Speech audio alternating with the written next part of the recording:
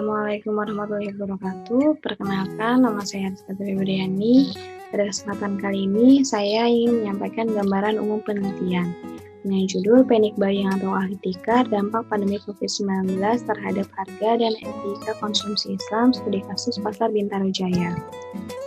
Adapun latar belakang dalam penelitian ini, sejak awal tahun 2020 terdapat kemunculan wabah virus COVID-19. Organisasi Kesehatan Dunia atau WHO pada 30 Januari 2020 menyatakan bahwa wabah virus COVID-19 ini menjadi perhatian internasional yang menjadikan ini sebagai darurat kesehatan bagi masyarakat dunia. Pandemi COVID-19 cukup berpengaruh pada kondisi sektor industri, pariwisata, investasi, perdagangan, UMKM, dan juga berdampak secara menyeluruh terhadap perekonomian global. BPS, Badan Pusat Statistik, menyatakan bahwa perekonomian Indonesia pada triwulan kedua tahun 2020 berada pada tingkat minus 5,32%. Adanya ketidakpastian serta isu-isu yang beredar mengenai ketersediaan bahan baku serta kelangkaan yang akan terjadi menyebabkan perubahan aktivitas konsumen menjadi tidak irasional dan melampaui batas kebutuhan maksimal karena konsumen memiliki keinginan yang besar untuk mengutamakan pembunuhan kebutuhan dasar. Pada masa seperti ini, panic buying dilakukan oleh beberapa konsumen sebagai bentuk pertahanan diri secara psikologis dan merupakan sikap alami dalam merespon keadaan darurat agar mampu untuk bertahan hidup. Juga sebagai bentuk kekhawatiran manusia akan kelangkaan suatu produk yang akan berdampak pada kenaikan harga barang akibat dari pembelian kebutuhan pokok yang melampaui batas kebutuhan manusia. Dalam istilah fikih Islam, kegiatan penimbunan barang disebut dengan al-ihtikar. Al-ihtikar merupakan rekayasa ketersediaan barang di pasar yang dilakukan oleh para penjual dengan tujuan untuk mendapatkan keuntungan yang berlipat ganda. Praktik al-ihtikar sangat tidak mencerminkan tujuan syariat Islam yang bertujuan bagi kemaslahatan umat dengan menghapuskan kesengsaraan dan memberikan manfaat sebanyak-banyaknya dengan memperdulikan kemaslahatan orang lain seperti kenaikan harga barang dan kelangkaan bagi orang lain. Ulama fikih Islam menegaskan bahwa tindakan al-ihtikar berdasarkan Al-Quran dan hadis bahwa merupakan perbuatan aniaya dan merupakan sesuatu yang diharamkan. Kurangnya pemahaman masyarakat mengenai etika konsumsi serta minimnya pengetahuan akan dampak negatif dari penimbunan barang.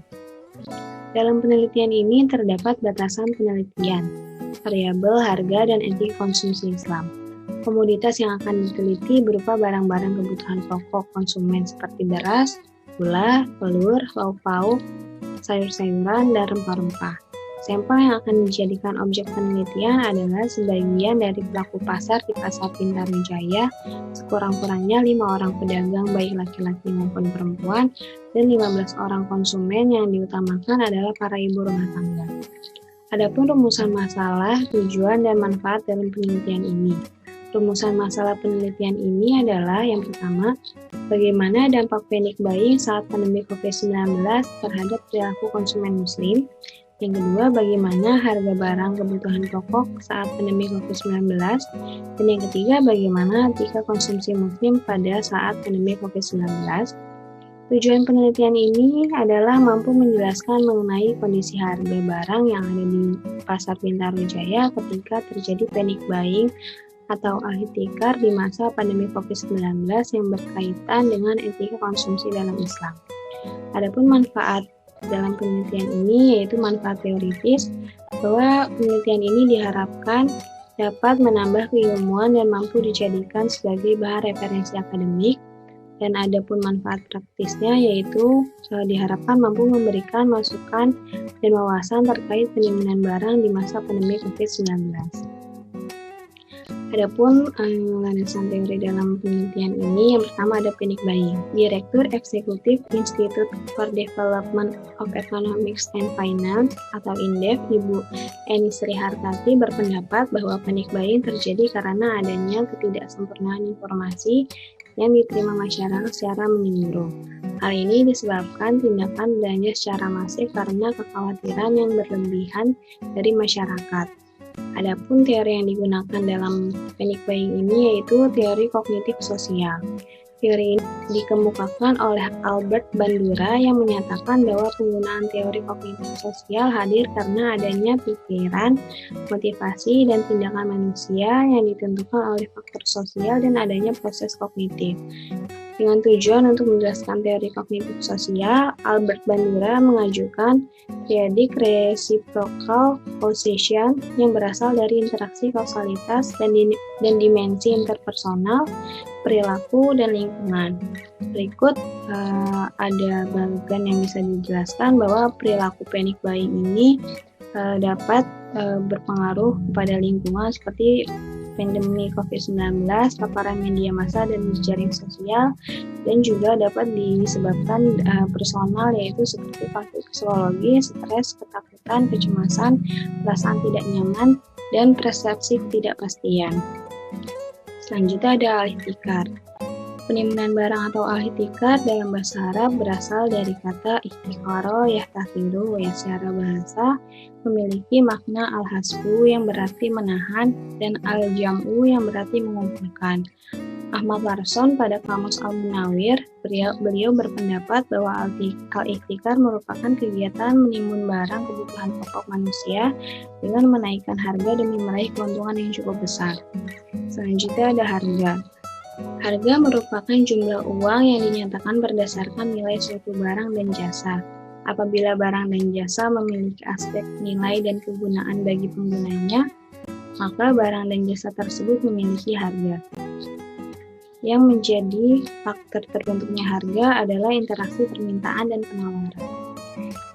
Adapun teori yang digunakan yaitu teori keseimbangan pasar.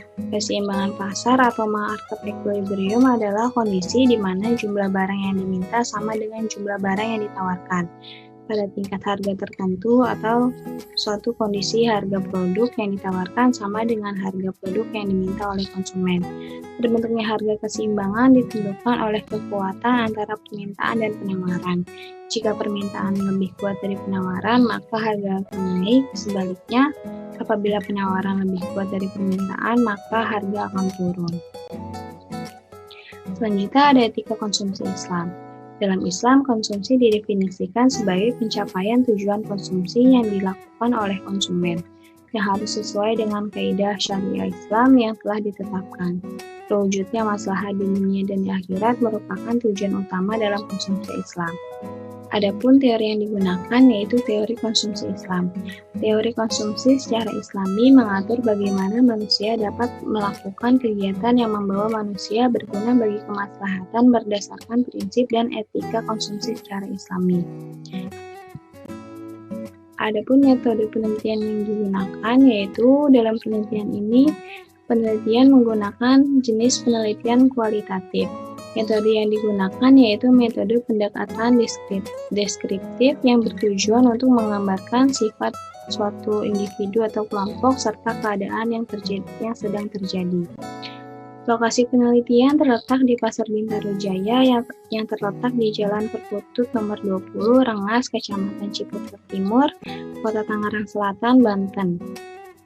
Dalam penelitian ini, teknik pengumpulan data yang digunakan yaitu menggunakan dokumentasi dan wawancara terstruktur untuk mendapatkan serta keterangan mengenai data tentang harga dan etika konsumsi dalam tinjauan Islam di Pasar Bintaro Jaya.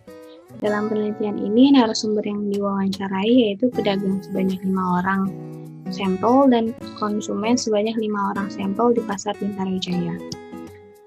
Sekian presentasi yang bisa saya sampaikan tentang gambaran umum penelitian saya. Kurang lebihnya mohon maaf. Wassalamualaikum warahmatullahi wabarakatuh.